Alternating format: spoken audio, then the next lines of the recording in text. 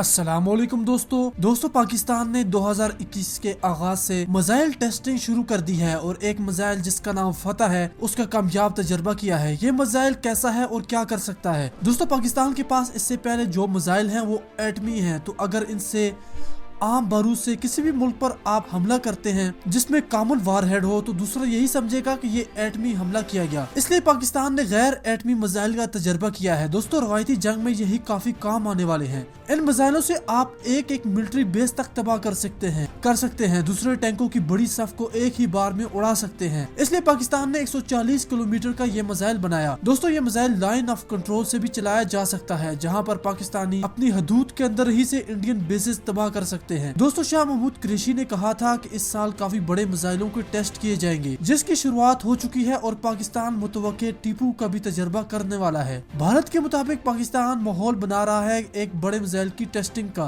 Pakistan Aahista Aahista ICBM के तजर्बे की तरफ बढ़ रहा है, जिसमें टीपू मिसाइल होगा जिसकी रेंज हजारों किलोमीटर बताई जा रही है। दोस्तों वीडियो को लाइक जरूर कीजिएगा और अपनी राय जरूर दीजिएगा। अल्लाह हाफिज।